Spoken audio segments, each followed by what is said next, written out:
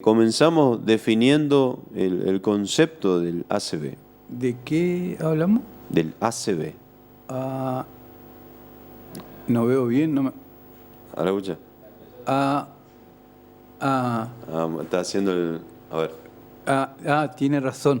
El ACV puede ser así, puede comenzar así, una persona que por ahí no se acuerda de lo que está hablando, muy de repente, empieza a tener un problema en el habla, Me asustaste, Fernando. empieza a hablar rastreando el labio, ¿sí? Se le hace una pregunta común, dice, le preguntás, repetime qué lindo día está haciendo hoy, y no le sale decir qué lindo día está haciendo hoy. Entonces, ahí vamos viendo el diagnóstico, haciendo un pronóstico de lo que está pasando. Y entonces tenemos que llevarle automáticamente a un lugar donde lo puedan asistir. El ACV o accidente cerebrovascular cambió su nombre a ataque cerebrovascular. ¿Por qué? Porque un accidente es algo que no se pudo prevenir. Pasó, sucedió. Dos autos en la esquina, no vieron que había un árbol, se cruzaron, chocaron. Eso es un accidente. Pero si uno de los autos tenía intención de chocar o el chofer tiene un auto que no está preparado como para estar en la calle, no hizo el guiño correspondiente, no frenó en la esquina, eso deja de ser un accidente y pasa a ser un ataque. Y lo mismo pasa en nuestro organismo. Si Marcelo es una persona que hace deporte, come sin sal, se cuida y tiene un ACV, es un accidente cerebrovascular. Pero si esa persona sabe que tiene diabetes, no se cuida, fuma, toma, come mal, si tiene una dieta rica en grasa, esa persona está produciendo un ataque. O sea, está atacando a su cerebro para que tenga un accidente. ¿Sí? O sea, deliberadamente. Deliberadamente. O sea, una persona que no cumple con sus condiciones de salud. Por ejemplo, yo estoy diagnosticado de hipertenso. El doctor Silvero es hipertenso. Si el doctor Silvero temprano no toma la pastilla que tiene que tomar para la hipertensión, sabe que en el transcurso del día puede discutir con alguien, puede tener algún mal día y se le puede producir un accidente cerebrovascular. Y en este caso sería un ataque, porque el doctor Silvero no tomó la medicación que tiene que tomar. ¿Sí? Entonces, y este ataque puede ser de dos formas. Si la persona se le tapa una venita del cerebro, o una arteria del cerebro, o una vénula, o un pequeño vaso, eso puede producir una isquemia, y eso se le conoce como ACV isquémico. Pero también puede romperse un vaso por fragilidad capilar o por un accidente cerebrovascular que sería, por ejemplo, las malformaciones, ¿sí? Que se da generalmente en personas jóvenes de 40 años a 50 años, aparece bruscamente las malformaciones. Si viene trayéndola de por vida, pero se producen los accidentes generalmente en esa edad. Los accidentes cerebrovasculares pueden producirse en todas las edades, inclusive niños pueden tener accidentes cerebrovasculares. Niños. Niños pueden tener, ¿sí? Puede ser por malformaciones en el sistema nervioso central o alguna falla en la técnica de alguna medicación, por ejemplo, darle anticoagulante, como hacer aspirineta, por eso se dejó de dar a los chicos la aspirineta, ¿sí? Eso produce hemorragias y puede producir hemorragia en distintos lugares. Puede producir hemorragia nasal como puede producir hemorragia cerebral. Antes, ustedes se acuerdan que a nosotros nos daban aspirineta como caramelo y nosotros, muchos de los compañeritos les sangraba la nariz y no sabíamos por qué. Una de las causas era justamente el acceso al ácido acetilsalicílico, que es la aspirineta. Tenemos que aprender a ver en el amigo, en el hermano, en el padre, en el abuelo, los signos del accidente cerebrovascular o del ACV. Por ejemplo, cuando una persona repentinamente te dice no veo, es un síntoma, es un signo, y eso me puede dar un detalle de que está pasando algo. la persona que por ahí no puede hablar, no puede mover un brazo, ¿sí? Es una de las principales causas de muerte en Argentina, ¿sí? Y además es el de mayor secuela. De cada 10 personas, 5 queda con secuelas. Y de esos 5, 4 con secuelas graves. Entonces, tenemos que tener el cuidado de diagnosticar a tiempo. El tratar de llegar a un hospital, a un sanatorio, antes de las 2 horas. ¿Sí? Le podemos llevar, por ejemplo, si estamos en Candelaria, que es nuestra área de influencia, si tenemos un accidente cerebrovascular en Cerro Corá, acercarle al hospital de Candelaria, y en el hospital de Candelaria, que tiene una ambulancia preparada, llevarle al hospital de Posada. No tratar de trasladarlo en auto, porque eso puede acarrear sus riesgos. ¿Sí? El movimiento del auto, todo eso también puede acarrear sus riesgos, y la no presencia de oxígeno, por ejemplo. Una persona con una ACV podría llegar a necesitar una intubación, que sería una maniobra médica para colocarle tubo que pueda respirar mejor y que pueda llegar el flujo de oxígeno al cerebro. ¿Por qué? Porque si yo tengo un accidente cerebrovascular, puedo perder algunas acciones en el cuerpo, por ejemplo, el de respirar bien, ¿sí? ¿Por qué? Porque pueda tocar el centro respiratorio. Entonces, la persona puede dejar de respirar por el accidente cerebrovascular o el ataque cerebrovascular. Entonces, tenemos que llevarle a un lugar donde haya oxígeno y donde haya una posibilidad de intubarlo, ¿sí? Entonces, no dejarlo en casa y no llevarlo a lo loco en tu auto desde Cerro Corá hasta Posada. ¿Sí? Es cierto que a veces vos llegás y la ambulancia está en Posadas y bueno, tenés que llevarlo, pero la opción sería ir en una unidad de emergencia. Bueno, ahí escuchamos atentamente tu introducción. Me quedo pensando, o sea, ¿cuál es, de dónde viene, digamos, la consecuencia de un ACV? O sea, ¿es algo que es una casualidad, es una causalidad? ¿Por dónde viene el tema? Existe de origen orgánico o congénito y existen de origen adquirido, ¿sí? Que en el cual están los hábitos. Pero lo primero es, como hemos dicho, las malformaciones a nivel cerebrales. Que cualquier persona puede tener una malformación cerebral y no saberlo, porque creeríamos que acá somos 4 y ninguno de los 4 se hizo una tomografía computada por hacerse nada más. Y nosotros estamos en la etapa de riesgo.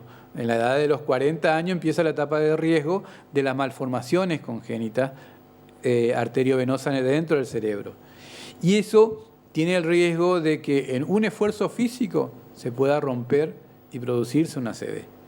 En ese caso, el ACV hemorrágico, ¿sí? Y eso es algo que viene con tu historia, viene ya de chico a veces. Y a veces hay chicos que tienen ACV. ¿Por qué? Porque vienen con una malformación a nivel del sistema nervioso, que es una alteración de tipo morfológica de las venas o la arteria del cerebro, que son frágiles y pueden romperse. Y eso produciría la enfermedad.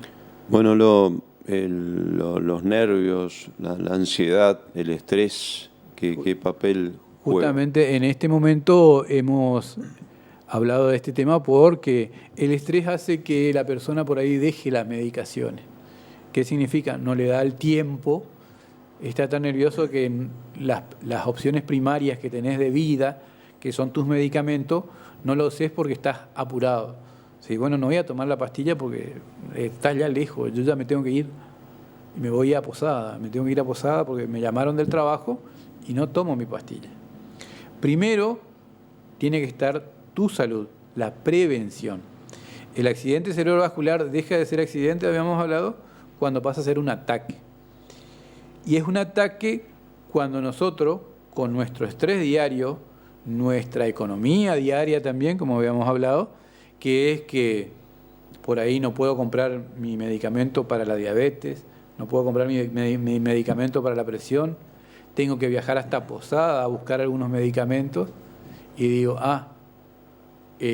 acá no hay una farmacia, lamentablemente no hay una farmacia que nos entregue gratis los medicamentos. Por ejemplo, inclusive el IPS no tiene farmacia gratuita, tiene medicamentos con disminución del precio, con descuento del 50%, del 70%, pero hay personas que nosotros sabemos que está cobrando muy poco. Yo tengo un paciente ahora que es empleado municipal y tiene que operar al hijo y no puede operarle porque no tiene esa plata como para pagar el anestesista, que es un extra que le pide el sanatorio, que no le cubre, la obra social le cubre, pero por reintegro. Y a veces cuando uno tiene esos tipos de problemas, uno se olvida de uno, empieza a pensar en el hijo. Y no toma la medicación, no busca la medicación porque tenés que ir a buscar a posada, porque si tenés que comprarlo te sale bastante plata, porque una medicación hipertensiva ahora está más de 5.000 pesos y una medicación buena está más de 10.000 pesos.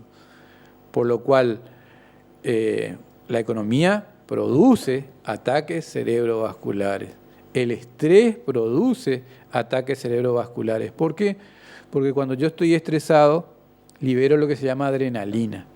Y la adrenalina aumentan los triglicéridos dentro de tu cuerpo. Los triglicéridos aumentan el colesterol y el colesterol aumenta la posibilidad de un ataque cerebrovascular. Una cadena. Toda una cadena, está todo concatenado, diríamos.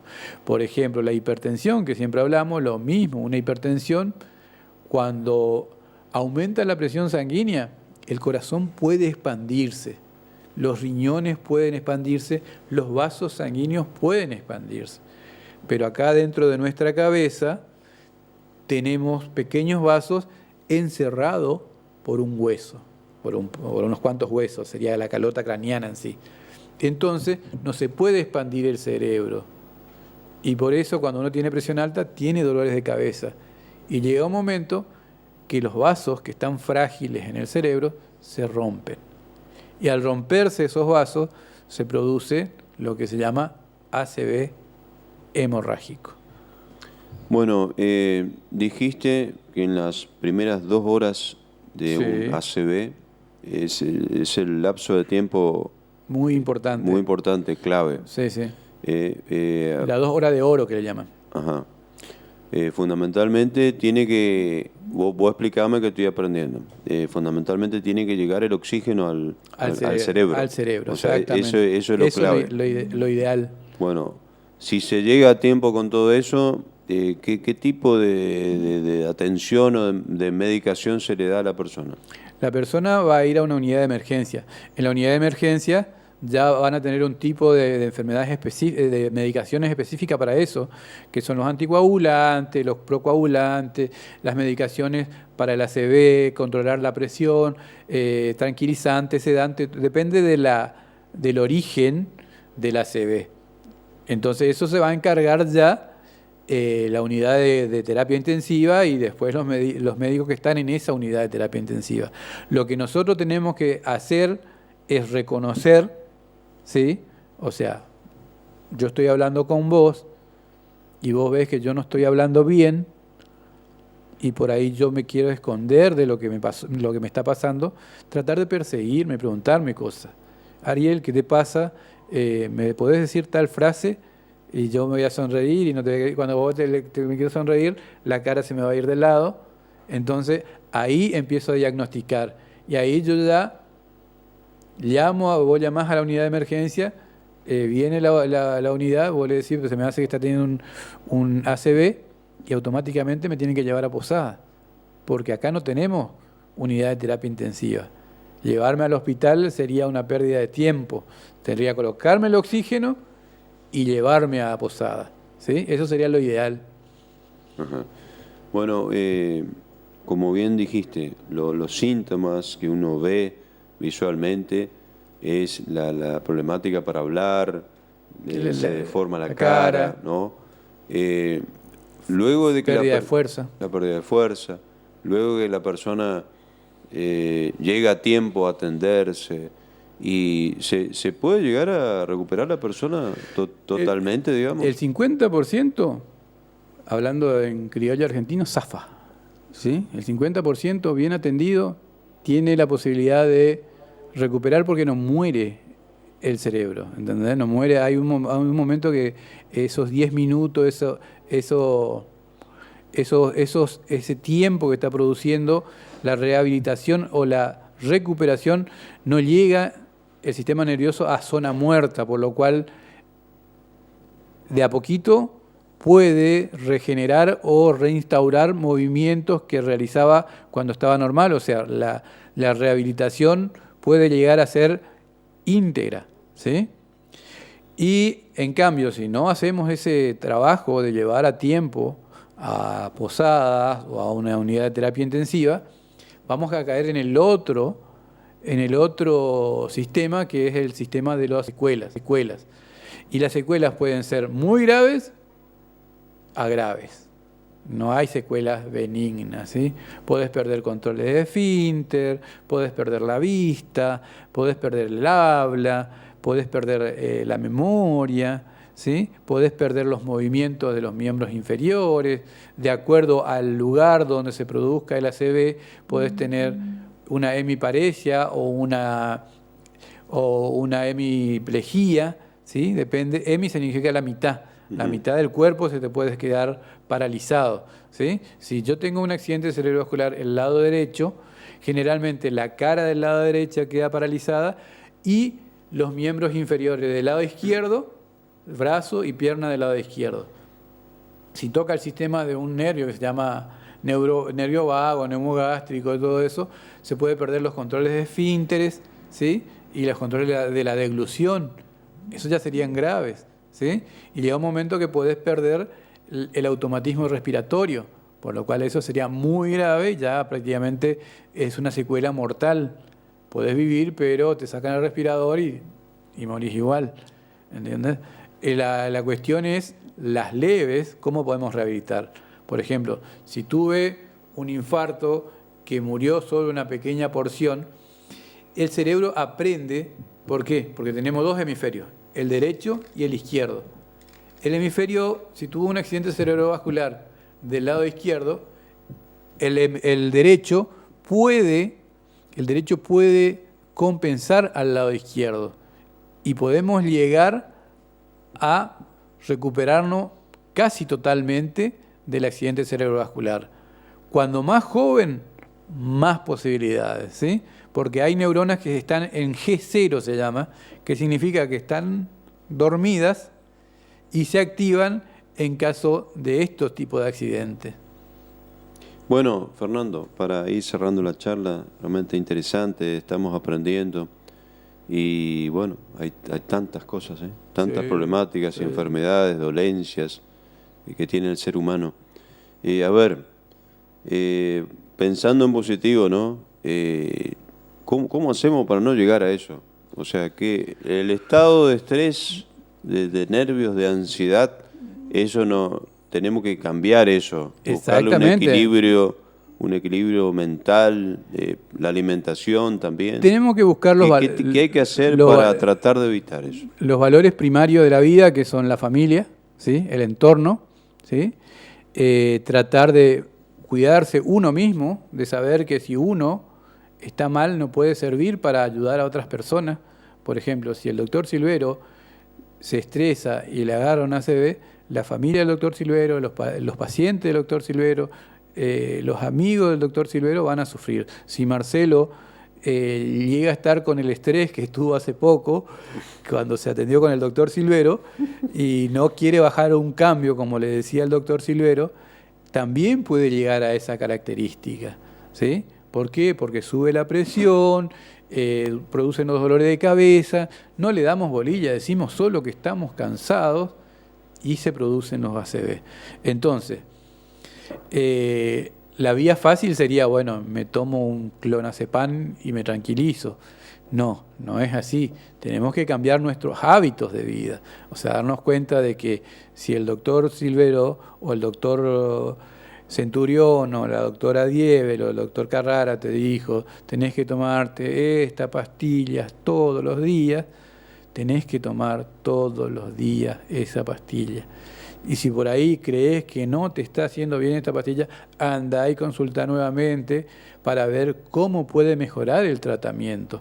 En eso, por ejemplo, me gusta como sos vos como paciente, porque un día no te funciona, al otro día ya estás preguntando qué podemos hacer para mejorar. Y eso es algo bueno, tenemos que ir preguntando qué podemos hacer para mejorar. Si yo te veo gordo, te voy a derivar a la doctora Sonia Valdés, que es una nutricionista. Si te veo mal emocionalmente, te voy a derivar a la psicóloga, ¿sí? La psicóloga Tolone o la psicóloga Zipán, que hay acá en Candelaria. No es algo que bueno, digamos, uy, tenemos que ir a Posada a sacar turnos. No, acá tenemos profesionales que tratamos de cuidar la salud de la gente de Candelaria. Y somos personas accesibles y tratamos en conjunto la calidad de vida de Candelaria. Lo que sí no hace falta es, lo que está proyectado, es un mejor hospital y que tengamos gente adentro trabajando y que cobre lo que tiene que cobrar. Eso justamente estábamos pensando, ¿viste? De decir, bueno, Misiones es un lugar que las cosas están más caras a nivel país por la nafta, por el traslado, por todo eso, y somos lo que menos cobramos a nivel país, lo que menos cobramos que, por ejemplo, Buenos Aires. El mismo trabajo que yo estoy realizando acá en Misiones, en Buenos Aires te pagan el triple. Por ejemplo, un médico de guardia en Buenos Aires está cobrando casi 50.000 pesos y acá le pagan 11.000 pesos. Entonces, medio que sería bueno, para evitar el estrés, que empecemos a compensar a la gente del norte, a nosotros, a los misioneros. Pensé que iba a decir que cobremos más. Exactamente, compensar económicamente. Igual bueno, tarea, igual remuneración, claro, sería lo ideal. Bueno, Fernando, gracias por tu presencia, te agradecemos mucho. Seguimos aprendiendo de todos estos temas, así que pases un excelente resto de jornada. Ahora tengo que ir al San Cayetano a atender en el CAP porque una doctora está... no puede ir por razones personales, entonces voy a cubrirle. Me pidió la Turca Miel, que es una colega de Fierro, y me dijo, ayer me llamó y me dijo, Ariel, ¿podría cubrirme el San Cayetano? Yo ni siquiera soy de salud pública y voy a atender allá lo que están anotados, porque si no, no tienen la culpa ellos claro, que su médico haya tenido un problema. Bueno, así que vamos a ir vaya todo bien entonces. Dale, gracias. Hasta la próxima.